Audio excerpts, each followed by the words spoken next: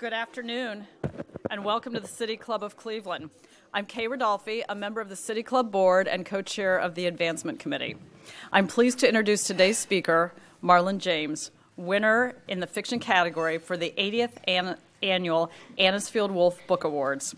The Anisfeld-Wolf Book Awards were established in 1935 by Cleveland poet and philanthropist Edith Anisfeld-Wolf in honor of her father, John Anisfeld, and her husband, Eugene Wolf. As stated on the awards website, the awards, quote, recognize books that have made important contributions to our understanding of racism and our appreciation of the rich diversity of human cultures. The Cleveland Foundation, which is the world's first community foundation, has administered the award since 1963. The City Club is proud to partner with the Cleveland Foundation to provide a forum for winners of the awards. Previous Anisfeld-Wolf Book Award winners in the fiction category include Langston Hughes for Simple Takes a Wife in 1954 and Toni Morrison for Beloved in 1988, among dozens of others. And today, we add Marlon James to this list of illustrious authors. Mr. James was born in 1970 in Kingston, Jamaica, the son of a police detective and lawyer husband. He credits his mother's perceptiveness in the volatile decade after his birth for informing A Brief History of 7 Killings, a novel that hinges on the assassination attempt of Bob Marley in December of 1976. In addition to winning this year's Anisfeld-Wolf Prize, the book received the 2015 American Book Award, the Minnesota Book Award, and the OCM Bocas Prize for Caribbean Literature, and was a finalist among the National Book Critics Circle Award for Fiction, and it landed squarely on at least 20 Best Book of the Year lists.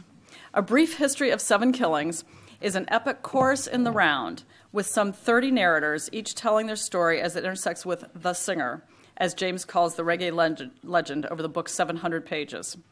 In a review from the New York Times, the story is described as, quote, a kind of trampoline bouncing off that terrible event into a multi-layered choral inquiry into Jamaican politics and poverty, into race and class, and into the volatile relationships between the United States and the Caribbean. Mr. James's earlier book, The Book of Night Women, received the Dayton Literary Prize in 2012, the Minnesota Book Award again, and an NAACP Image Award. Like A Brief History of 7 Killings, it also was a finalist for the National Book Critics Prize, Circle Prize. A graduate of the University of West Indies and Wilkes University, Mr. James has taught creative writing at Macalester College in St. Paul, Minnesota since 2007. This fall, he will be the Master Writer in Residence at the California College of the Arts. He will also begin collaborating with screenwriter Eric Roth on the adapted screenplay of A Brief History of 7 Killings for HBO. Ladies and gentlemen, members of the City Club, I'm pleased to present today's speaker, Marlon James.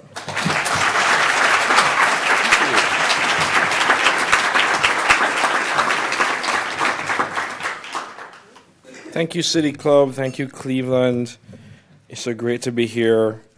I keep looking on the website, City Club website, at who has spoken here before, and I'm like, no, I'm not intimidated at all. No, it's like Barack Obama. Who's Barack Obama? It's like, my name is cuter. It's like, in the program, I think it says the life and literature of Marlon James, and that sounded so big and heavy and unwieldy. And I really thought about it. And what I actually want to talk about is why I write to not write. That I actually write in the service of not writing again, which sounds sort of weird. I remember one of the things that Jean Reese said. She says she writes to write over and she writes to write off. And I always remembered that because this is stuff I realize in hindsight. I don't think I'm a writer at a mission, and I'm very suspicious of writers on missions. Because sometimes, and I can only speak really to the Jamaican experience, a lot of times those writers end up being very didactic, sometimes very patronizing, and a lot of times actually not very good. And it was a discovery to me that I am a writer of issues, that there are things that I want to get off my chest. Because, nothing is ever easy in fiction, and it shouldn't be. especially if you come looking for easy answers. And I don't think fiction serves that purpose. And I realize that as a writer, my job for the most part is to just ask better questions. And I render questions. And one of the biggest questions I keep asking is, why are we asking the same questions? Why are we still dealing with some of the same things? And I am saddened to ask those questions and to still be in a situation where I'm asking those questions. There's this great album that U2 came out with in 1982, I think, called War. And War, almost before we get to the first chorus, Bono sings, "How long must I sing this song? How long must we sing this song?" It's in the song Sunday Bloody Sunday. And the thing about War, and what was so radical and profound about it, is that here is a band singing songs, wishing for the day that they will never have to sing those songs again. And that's a great thing about that album. It's a protest album longing for the day that they'll never have to sing that. And I realized that one of the things that I do as a writer, one of the things that, if there is a mission, I think one of the missions that I have is to write towards my own irrelevance. To write to the point where you don't have to write about these songs anymore. Trust me, Bono is not happy when people say his album is still relevant. Pete Seeger was never happy to hear his songs are still current. He didn't write them for that reason. I was listening to this album from Public Enemy called Fear of a Black Planet, and people said, these issues are still relevant today. That makes nobody happy. That we write towards our own irrelevance. We sing these songs in the hope of never having to sing them again, or at least sing them from this sort of nostalgia. Remember those days. But these things are still with us. And again, I don't think I've ever written with a conscious idea that these were in my head and these are the things I'm wrestling with. I was just a writer trying to make sense of the world. And I think in trying to make sense of the world, those things sort of come out at you. I think if you're going to be a writer in the world, you are troubled by what's going on in it. Even if as a writer, your main job is to make sense of it. And I think that's one of the things that I try to do. I'm not a peaceful writer. In fact, I've been called a violent writer. Some people go, mm-hmm. My characters are troubled and they're troubling. Sometimes they cause violence. Sometimes they have to live with it. Sometimes they have to get past it. Sometimes they have to endure it. But I do think quite a few of them long for peace. And I think as a writer, I long for it as well. And as I said, I've never considered it sort of a mission. I really thought as a writer, and to an extent I still think, that I'm just here to tell a good story. And that's still the first thing that guides me when I'm writing. My first novel is called John Crow's Devil, and it's about religion run amok in a Jamaican village.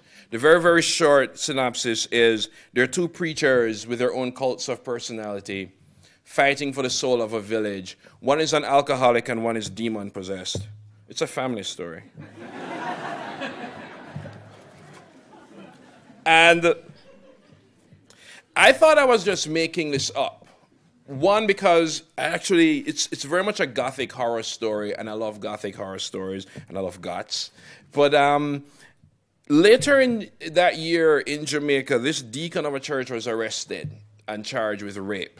And it's a very despicable story, and I'm not going to recount the details. But his pastor had a press conference. And she was appalled. She was absolutely livid that somebody questioned her authority. Because as far as she was concerned, she dealt with the matter in the spirit.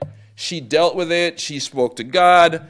It was settled, and she solved it. She settled it, and she pronounced judgment.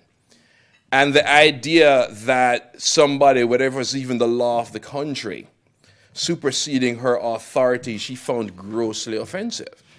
And it hit me that these type of sort of cult of personalities, this sort of idea where, well, because of my religion, I'm an instrument of God's law, which supersedes even justice, is still pretty relevant. I would think we'd have solved all of this when Henry II did the Council of Clarendon in 1664. But we're still dealing with it. Now we have Kim Davis. No, I'm not going to go into that. But I didn't start out writing this book thinking, oh my God, we still have to be dealing with these things. But we are. And I think as a writer, even if it's not your mission to speak about issues, you end up being engaged with them anyway, if for no other reason to bring different shades of meaning to it. Because even with this novel, I wasn't seeking for easy answers. I wanted to tell a story, but I was also very concerned with how religion can, or any form of sort of behavior, if left unchecked, can become sort of cult. I was trying to explain to somebody, the difference between a religion and a cult and a church's door is always open. A cult's door isn't open.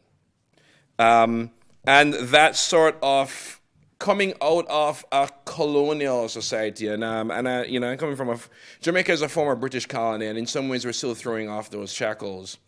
And one of the things I was very concerned about, and I think we still have it, is when we throw off one colonial master for another. When we throw off one form of bondage for another. So again, these are things I realize that I'm concerned about in hindsight. I don't think I thought about it when I was writing. My second novel, The Book of Night Woman, is set between 1785 and 1801. It's about a bunch of women who plan an all-female slave revolt. And again, I wrote this because I thought it was a great story. I wrote it because I wanted to give slave women some guns to cause some trouble. And a lot of it was also based on stuff I came across in reading and in research. Richard Dunn is here, and Sugar and Slaves is one of those formative texts if you're studying history in the Caribbean. It's just one of those things that started to create that whole germ of an idea in my head. But I also realized in writing this novel that one of the things that I was resisting or speaking to is what I call the Atrocity Timetable. And the Atrocity Timetable kind of works like this. When people who didn't experience an atrocity are not living in the consequences of it or the legacy of it, still feel the need to tell you when it's time to stop talking about it. And that was something that it was one of the things that I realized I really sort of responded against. And I thought, the idea that you get to tell somebody when to talk about it. I don't think, for example, to use another example, I don't think you get to tell a rape victim when to stop talking about her rape. I don't think you get to tell any victim of any atrocity or any injustice enough now. Especially something like slavery. And the thing about slavery that I find really interesting is I always call it the great over-discussed, undiscussed topic. That we may think we have said some stuff about it, but we actually haven't discussed it yet. We really haven't. We really haven't had that sort of discussion. One of the things I was told, and funny enough, I was actually asked by Black Jamaicans, why dwell on it? Why dwell on the past? And there are all sorts of reasons. But one of the things that struck me was this insistence on telling people who ended up on the bad side of atrocity to get over it, while people who lived on the benefits of atrocity were still enjoying them.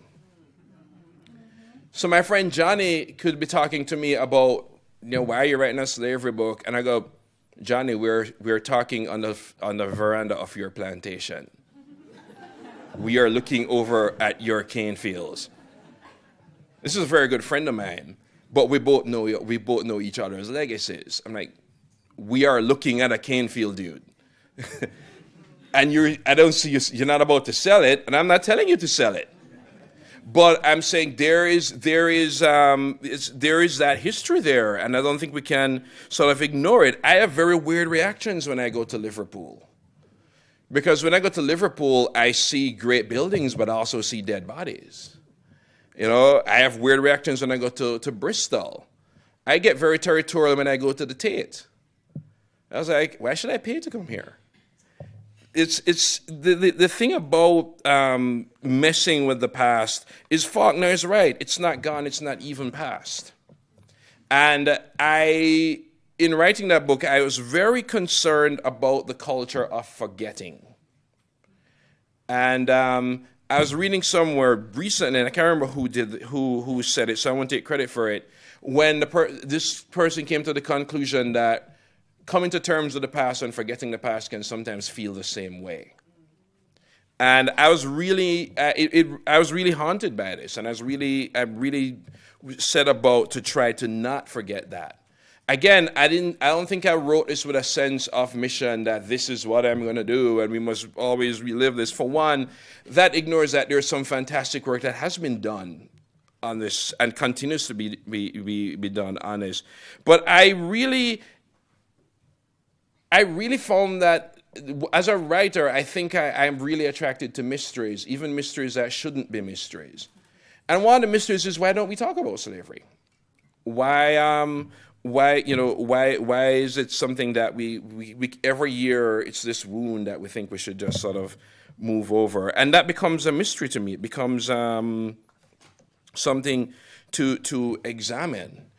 The third book I wrote, the reason why I'm here, is called A Brief History of Seven Killings, and it's the very loose description of it, the Library of Congress description. This is not the Library of Congress description. It's basically what happened to the men who tried to kill Bob Marley. And again, it was me trying to do some sort of literary detective work. Again, because it was one of those issues that we in Jamaica just don't talk about. It's this I think roughly 5 minutes, maybe 5.5 minutes in Jamaican history that changed everything, and nobody talks about it. Even in the recent documentary on Marley, which some of you may have seen, it's something that almost is a postscript. And there are lots of reasons why we don't talk about it. There are people who are worried about my health because I talked about it. Because the reason why we don't talk about it is that it's almost a stitch. It's part of a stitch. So if you pull it, you're going to end up disrupting the whole fabric. So nobody wants to pull. Nobody wants to grasp at any thread, because they don't know what's going to end up being pulled, what sort of ripples we're going to cause in that fabric. As a writer, that to me is almost cocaine. You don't want to talk about it? Oh yeah. My favorite part of the discussion is when they trail off. Is when they were about to say something and didn't say it. And my mom can speak to this because there are times, because she was a detective, so I got used to reading the stuff she wouldn't tell me. Be like, don't go in that neighborhood next week because ... So I spend the rest of the week finding out what's the ... I get, I could have been a detective in another life. I had lots of great training. But to come back to the Marley thing, why it haunted me is, I was 6 years old in 1976. So I didn't really know much. If you're 6 years old, you're in a world of wonder. Conflict for me is, who do I like better, Starsky or Hutch? Listen, this was very serious. Don't take this seriously. One was a terrible singer. The other one was cool. Anyway, but again, and part of it may be because of the nature of my parents' jobs, there was something about that event that even at 6, I knew things were different. If you're a kid, you may not understand anything, but you know when your parents are scared, because you've never seen that before. You remember the first time you see your parents scared, because there's certain things you don't expect from parents, including fear. And that I remembered. Again, it was one of these sort of unanswered sort of mysteries, and it has haunted me ever since. Not even the direct event itself. I wasn't there. And I was really more concerned. I really was more concerned about Starsky versus Hutch. But an event that my parents would talk about in hushed tones to people who never speak in hushed tones. My parents were never shy about talking about everything right in front of us. So people thought, man, you must have been reading tons of books. I'm like, no, my parents just wouldn't shut up. And what happened in looking at this event is all these things that kept spinning out, all these theories about Bob Marley's assassination, everything from he was becoming too symbolic, a symbol of independence and freedom, and he was becoming too much of a freedom fighter, especially for basically a guy who was basically a rock star. There's also, the theory that one of the things that was happening during Marley's time is that a lot of his friends were concocting a lot of cons at his house, and some of those got out of control and people got violent. I didn't want to solve these mysteries. I just wanted to render them. Because at the core of it, I really just wanted to make sense of the 70s. The novel goes all the way to 1991. And the reason being that the consequences of several aspects of the 70s, including the Cold War, extended that far. 1976, more than any other year, is a year we entered the Cold War, we being Jamaica. That was a year, you have to imagine, a year where in the space of the entire year, Henry Kissinger, Mick Jagger, Carlos the Jackal were all in the same space. And we only know of Carlos the Jackal because we know somebody who used to date him, and she was quite stunned that she was dating an international terrorist. I was like, there's your memoir right there. We have Henry Kissinger, we have Mick Jagger, we have Keith Richards. It was a really, really explosive time that makes absolutely no sense. Again, that is just manna for me as a writer, trying to make sense of that. And I really didn't, I also didn't try to solve who tried to kill him and what. I just wanted to render all of those questions. And I thought about that actually recently.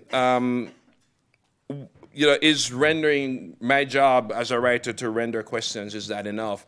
And I thought about that recently because just 2 days ago at Jericho Brown's reading, somebody asked a question about what else has he done. Has he been a part of marches? Has he done any sort of civil action or so on? And I think Jericho was being really gracious with the answer, whereas I was not being very gracious in my head.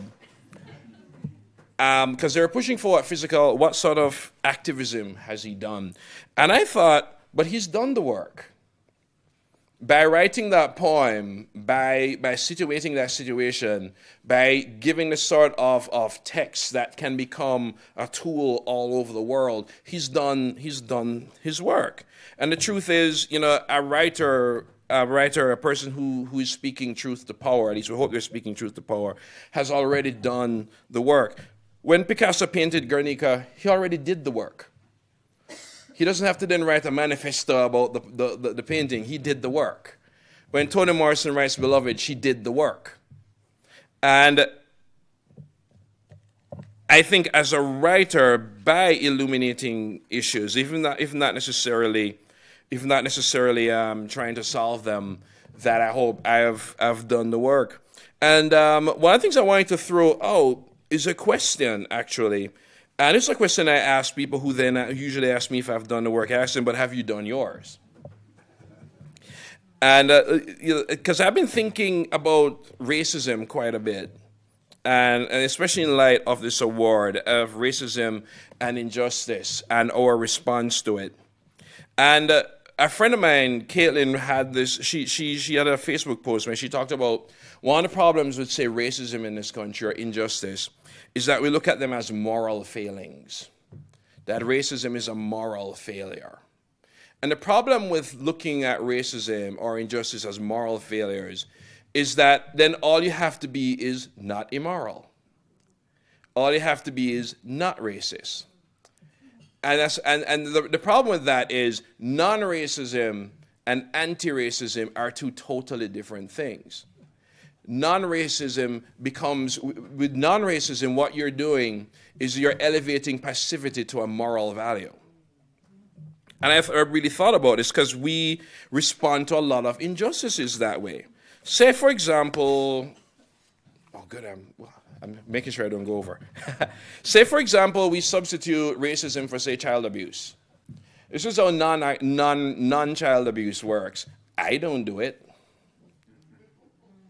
I didn't vote for somebody who did it. I don't buy books about it. I am not an abuser. You know, you go back to racism. I didn't vote for a racist. I didn't own slaves. I'm not from the South. I'm not burning any crosses. What we've come to is this point where a whole series of non-actions have become legitimate. So we've legitimized the act of doing nothing. There's a difference, again, I said, between non-racism and anti-racism. It's an entire moral stance, and it's an entire way of living the world, defining yourself by what you're not doing. And there has to be more to it than that. I'm just a writer. I like to think the thing I'm doing is writing. But usually when I'm asked the question, what are you doing beyond that? I go, but what are you doing now? And that's something I leave because it's a forum and I like to start fights. What is your whole response to the injustices of the world simply the sort of self-conceit that, well, at least I'm not doing it. And I am not encouraging it, and I'm not voting for it. These not, don't. Well, instead of what you're not doing, what you should ask yourself is just, well, what are you doing? What are you doing? My answer to that is, I just write. And honestly, I think that's the best. It's the one thing I know how to do. It's the one thing, if you were to ask me, if you were not able to do this, what you'd be doing. And after all these years, I'm still stumped because I have no answer to that question. And as a writer, I think the more I write and the older I get is the wider my eyes are open. And it's the more stuff that's out there that I can't turn away from. And that's why I do it. And I am going to stop right there. Well, yes, thank you so much for having me. So, excellent. Really nicely done. Thank you. Hello again. I'm Dan Malthrop, Chief Executive here at the City Club. And you like moved this whole podium. It's like, all right. Today at the City Club, we're enjoying a forum featuring Marlon James, the 2015 Anisfeld-Wolf Book Award winner for fiction. We encourage you to organize your questions for Mr. James now and remind you, too, that your questions be brief and to the point. If you're joining us via radio broadcast or webcast and would like to tweet a question, we encourage that. You can tweet it at the City Club. We welcome all of you here and those joining us via the radio and web broadcasts provided by our primary media partner, 90.3 WCPN, WVIZ PBS, 104.9 WCLV Idea Stream, or one of the many other radio stations across the region and country that carry City Club programs. Television broadcasts and radio broadcasts of the City Club are made possible by Cleveland State University and PNC. Be sure to join us next Friday, September 18th, as the City Club welcomes William Griswold, the 10th director of the Cleveland Museum of Art, for a conversation on his plans to shape the future of one of America's leading art museums. For more information about our upcoming and past forums, please visit us online at cityclub.org. Our community partner for today's program is the Anisfeld-Wolf Book Award. Thank you very much for your support. And our bookseller is A Cultural Exchange. We welcome guests at tables hosted today by the Cleveland Foundation. Thank you very much for your support. Additionally, we welcome students to today's forum from Bard Early College High School, Bard High School Early College. Thank you very much. Bard High School Early College, the Cleveland School of Architecture and Design at John Hay, the Cleveland School of Science and Medicine at John Hay, JFK Eagle Academy, Shaw High School, and the Whitney M. Young Gifted and Talented Leadership Academy. Could you all please stand to be recognized?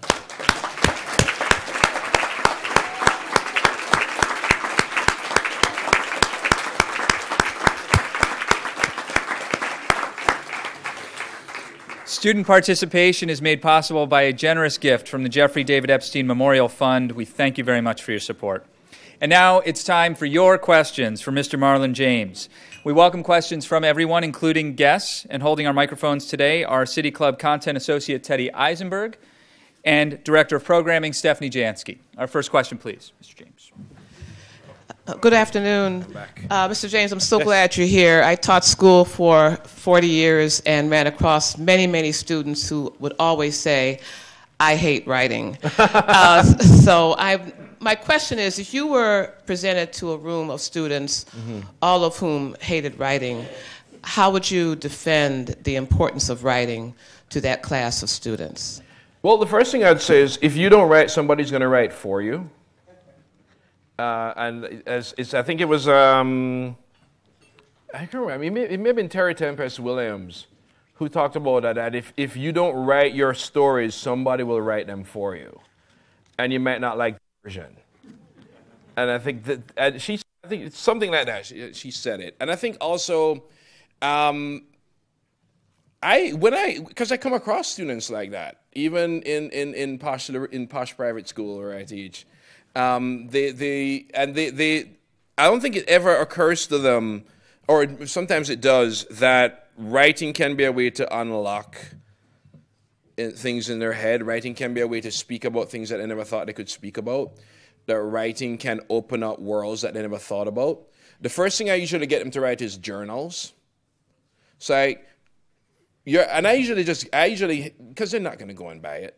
So I will, we're teachers. Half of our salary goes back to them anyway. So I will buy them journals and talk about, the whole idea of writing what you feel. And a journal is not a diary. You can cut and paste your favorite Jason Derulo lyrics. And you should be ashamed if you have favorite Jason Derulo lyrics. He's terrible. Come on. Anyway. You put in your lyrics, put in your entries for that day or so on. What the first thing I try to do is to get over. I think sometimes they're actually intimidated by the idea of it, and I think sometimes, and especially with my students, I find they think they don't have anything to say. I was like, you have something to say. There's nothing wrong about writing about how you hated breakfast this morning. You got something to say. One other thing I also encourage is to think of events in the day like you're telling a story. And that can sometimes be really eye-opening for them because they're not talking about how much they hated class. They said, no, I don't want to know that. Tell me everything, write everything down, and when I read it, I go, oh, you didn't like class today.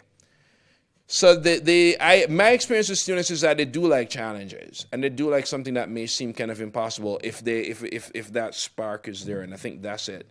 Is to look at it as something almost as you're about to embark on this sort of journey to discover yourself. I know that sounds very hippie-ish, but it's kind of true. I find that certainly with my students, they aren't even aware yet that they can surprise themselves. And I said, well, now you're gonna find out. That's one of the great things about it. You're the only animal that can surprise yourself. So grab a pen and go. That's what I do. Yeah. What made you decide to want to be a writer? That is a good question because I cannot remember. I think I decided. I don't know if I decided. I think I realized, and it may have been around 1999 because I was always writing, and I think I realized then I was in advertising and I was doing very well. And I had a book that I couldn't sell because I had gotten to the point where I rediscovered just writing, just for the sake of putting words down and just following one sentence with another. I was really drawn just by the art of it. And I realized I felt more fulfilled about that novel I couldn't sell than all the money I was making. And I think that's when I started to think, this is what I wanted to do. And but other than that, it hit me by accident. I really did have a moment when somebody asked me, if you weren't writing, what would you be doing? And as you can tell, I talk a lot. And I did not have an answer. And I think that's it. I think, not just writing, I think, you are in that sweet spot if what you're doing or what you want to do is the hardest work and the most fun at the same time. Then you're there. And it can be anything. But I think that's when I realized it, because it doesn't get easy, and I don't mind. That's when I knew. But in terms of when that was, I have no idea.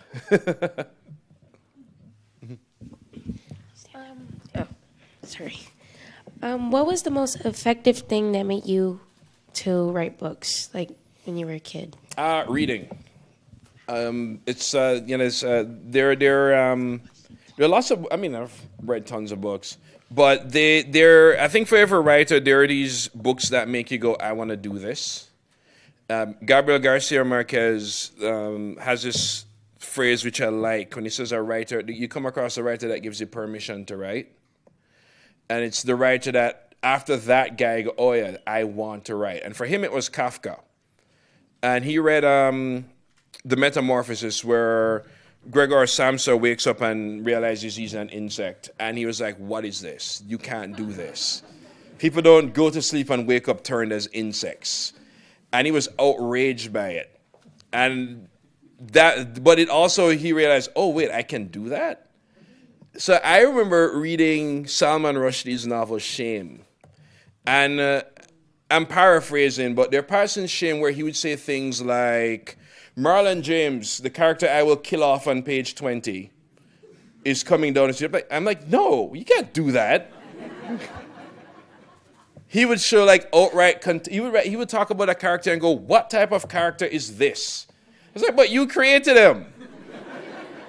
I was just so outraged by that book. I couldn't believe, because I grew up very sort of, I read like Dickens and George Eliot, and I still love those books. But I had very, very specific ideas about what a book should be like. And this was just killing all of that. And it didn't, and then I realized after being outraged by it, like, oh, I can do this. I didn't know I could do that. So that was the book that gave me permission to write. So I think the single most important thing is reading. There are things as a teacher I just can't teach you. There are things you're just that's how everybody learns. I mean, Cormac McCarthy says books come out of books. And I think he's right. So it's reading. And not just reading the masterpieces of literature. There's so much you can learn from reading a bad book. I read 50 Shades of Grey so that you all wouldn't have to. This is the part where you say you're welcome. Well, I say you're welcome, you say thank you. It's as bad as you have guessed. It's pretty bad. There's actually a video of me reading it, but I won't give you the link. So even, bad books that people call bad that are not bad, like street lit, like crime fiction, you can learn from pretty much anything. Yeah. I'm looking back over here. I'm so glad all the students are asking me questions. Are you saying basically like in justice there are limitations, and that in those limitations, surely but slowly in your novels, you're expressing it to your readers that these limitations can be showed or broken? I sometimes go halfway with that question. I mean halfway with that statement, because I like the idea of leading people to make up their own minds. Which is not to say I won't gently nudge something, but I try not to be didactic with what I'm talking about. But at the same time, I've never flinched away from terrible things or outrageous things or all these sort of injustices. But what I do is, I think sometimes one of the reasons why we don't respond to atrocities is that we have this very sanitized view of it. It's like what I call PG violence. You watch something like Superman, and he levels 2/3 of New York, but there's not a single casualty. Not a single person dies, but 2/3 of New York is obliterated because you can evacuate 8 million people in 10 seconds. I think by just shining a brighter light on sometimes these terrible things, and it's not just terrible things I write about. I think that one of the things that was very important for me when I was writing the slavery novel is how much humor is in it, and how much sometimes these slaves have to laugh at the life they're in. But I like to think that my job is to sort of just highlight them, and then let other people, do or not respond to it. But I'm just sort of like, this is what's going on.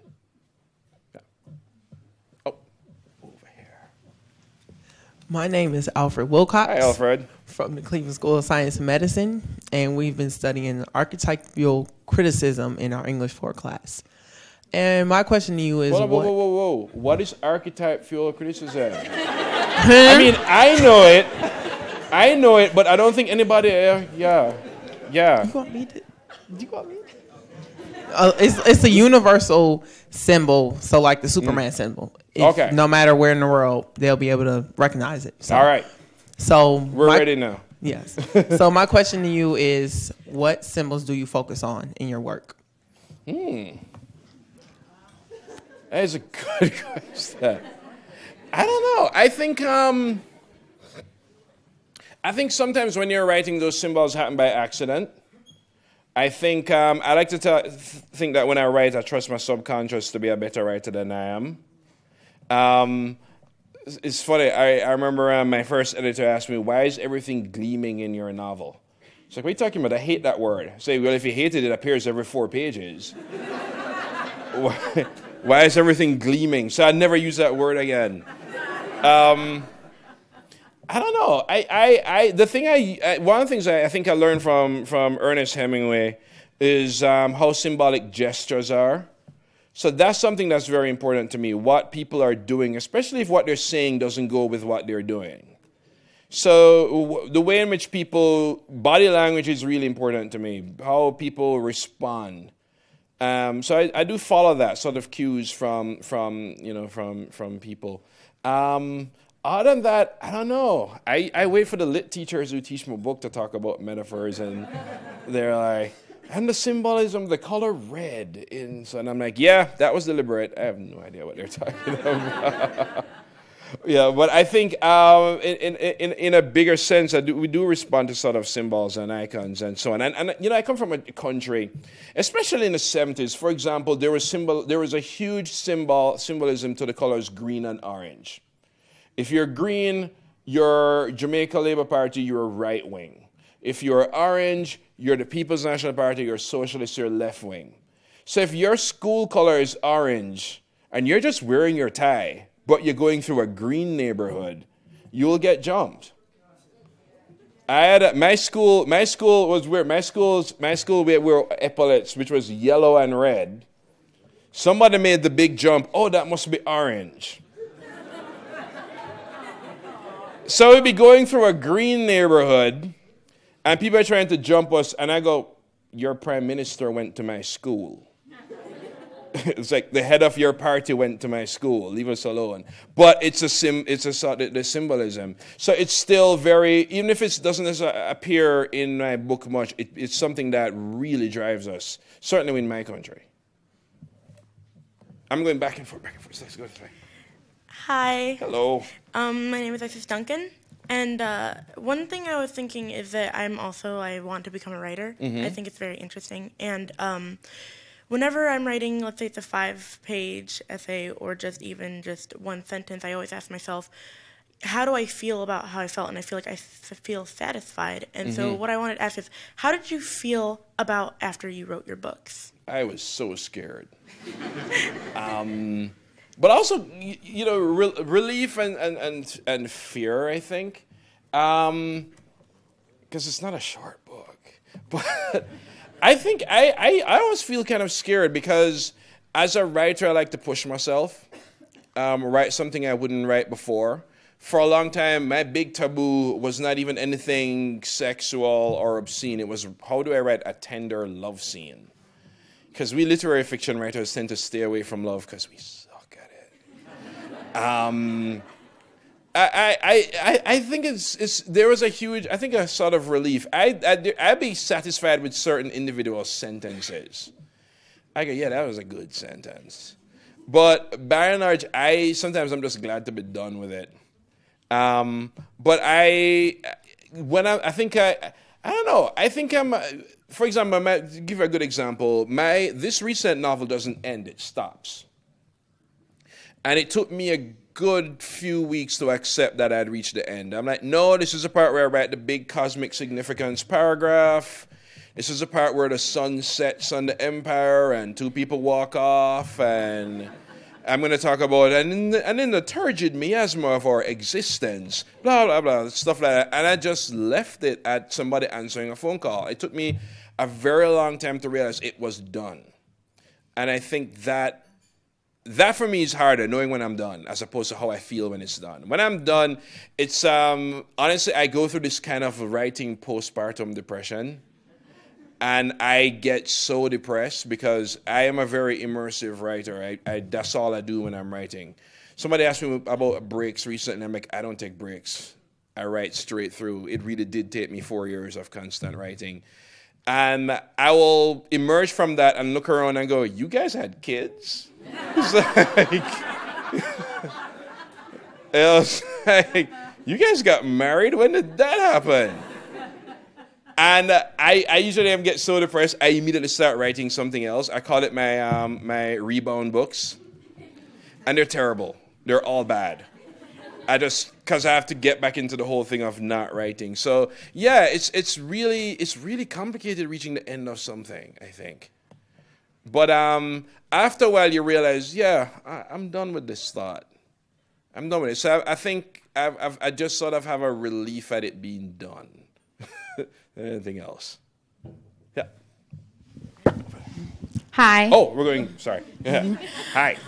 My name is Destiny Deskin. I'm a freshman at Shaw High School. And my question for you is, we all know what fiction is, but what experience did you experience that led you to your perception of fiction? Meaning so, more serious than it is fiction. One of the things that I experienced, I was not just in Jamaica, some of it I experienced and some of it I read about, was just how surreal sometimes really unjust events could be. Just how sort of these type of events that if you didn't know they were a fact, you think somebody made them up. There's a sequence in my book, a police interrogation. I won't go into how they interrogate the suspects. It was just so ridiculous. I'm like, people are going to think this is the most fantastical part of the book, but it's actually true. Like, some of the craziest moments in my book are the ones I take from actual events. And I was always sort of drawn by that, this sort of how surreal our lives are. It makes no damn sense. And and how the writing is sort of figuring that out. I don't know if it was any sort of major event or sort of any particular real life event that made me want to write. It really was falling in love with books and seeing how books can talk about the world. Like, I was already writing when I read Toni Morrison, but it totally changed how I wrote after reading her. I was talking about this last night. How especially her two books, Sula and Song of Solomon, just changed how I looked at the world and how I wrote about it. So a lot of what shaped me as a writer was still the world of books. I mean, I was trying to get away from the world. So I was trying to get away from reality for the most part. But I think through reading those books, I just had this better understanding of the world. I don't know if that answered your question at all. I'm going to hope. If not, he can ask me again. She was waiting for a while. Hello, my name is Graham Coleman, and I was wondering, how do you feel about the racial injustices that are occurring right now with young black males? Oh, we have another hour. Oh wow, how do I not feel about it? You know what? You could tell by my Facebook posts pretty much every day. Right now, I'm just trying to get a handle on this whole James Blake thing. Well, where he is Claudia Rankine has that great poem where she talks about, but you're that guy. You're the guy who fits the description, because there's always a guy who fits the description. And it's just, again, it's something to be enraged about, but it comes back to what I'm saying, that too often our response is non-action. I'm not doing it. I'm not discriminating. I'm not beating up kids. I'm not killing black boys. It's not enough. And I think we do have to move from from non-racism and non-injustice to anti-racism and anti-injustice. That there is, and that doesn't mean I know what it means. And that might mean everybody has to figure that out. And it could be something as write another poem today. But I think we do have to get to the point where we're more involved and more angry about it, and actually more outraged about it. We can't wait until something happens to somebody we know. It's something I think we need to talk about. We need to, really, really deal with, and move beyond this sort of personal moral superiority that, well, at least we're not doing it. Yeah. Finally. My name is Otis Edwards. She has been waiting for so long. Yeah? Okay. My name is Otis Edwards. I want to ask you if you could thank anybody. If there's one person that you could thank for encouraging you to push on with your writing career, who would it be? Wow. I don't know. I don't know if a writer has one person. My mother was very encouraging, even though she didn't understand head or tail. She'd be like, "Yeah, do whatever you want." You'd be surprised how much a parent just saying "do whatever you want" can be really encouraging. I'm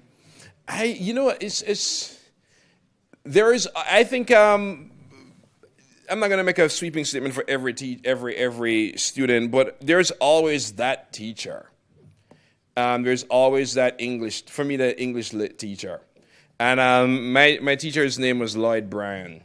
Still remember his name. And before that, we were taught English lit in a very sort of way that guaranteed we would never read a book again. There's this great moment when you're reading, especially when you're really young, and you come across this book, and it's hard, but you're getting it. And I remember reading like Dickens. I'm like, this is hard, but I'm getting it.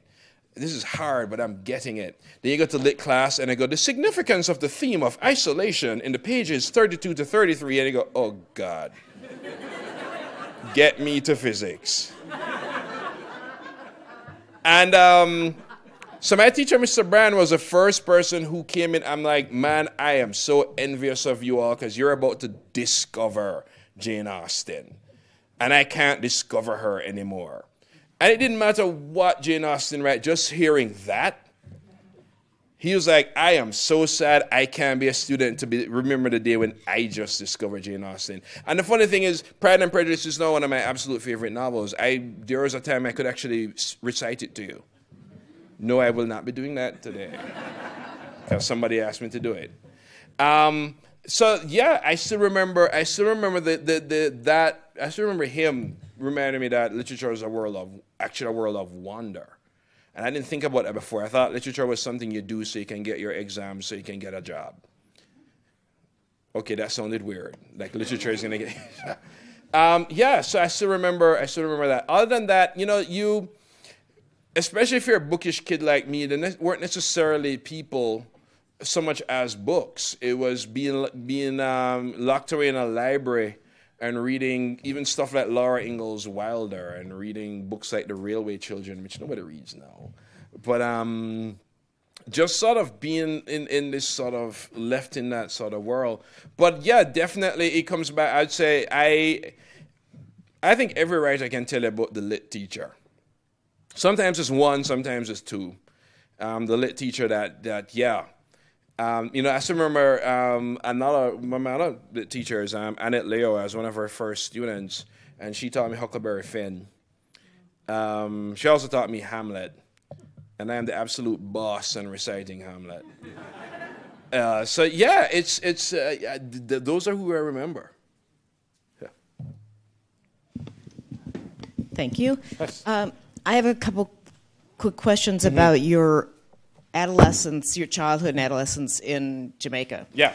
You mentioned the palpable fear that your parents felt, and that must have continued because things were very violent through the 80s at least. Certainly up to 1980.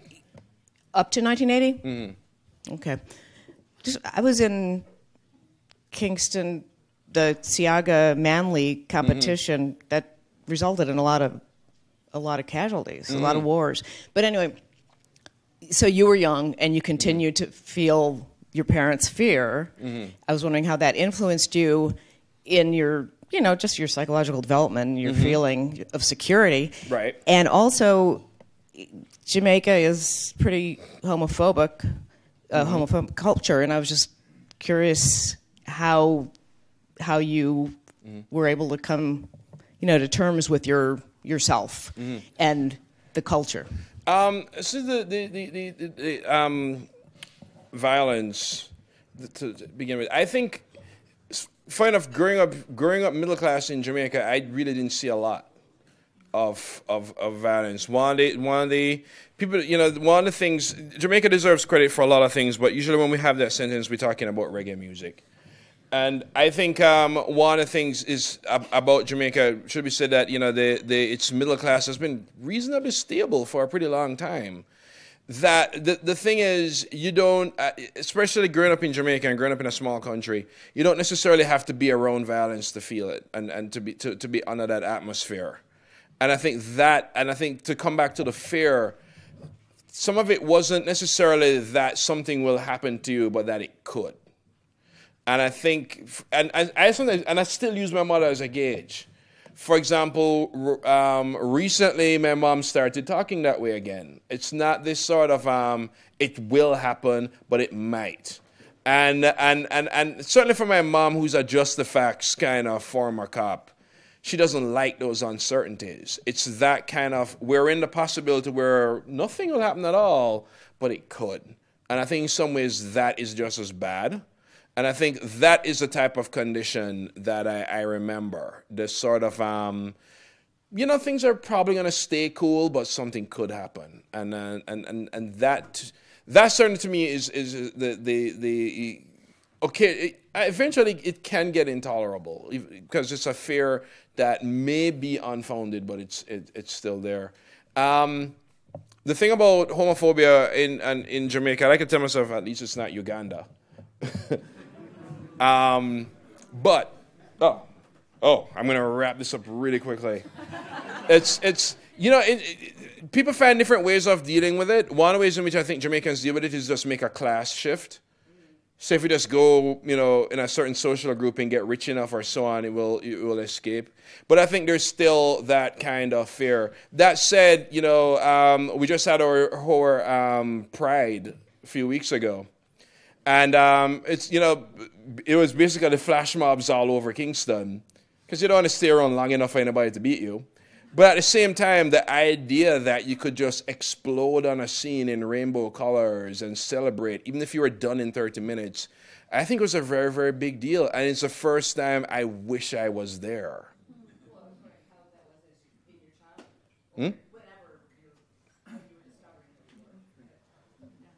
Yeah? Oh, I'm sorry.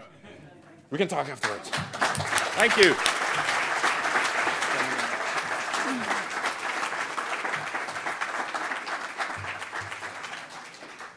Today at the City Club, we have been enjoying a forum with Marlon James, 2015 Anisfeld-Wolf Book Award winner.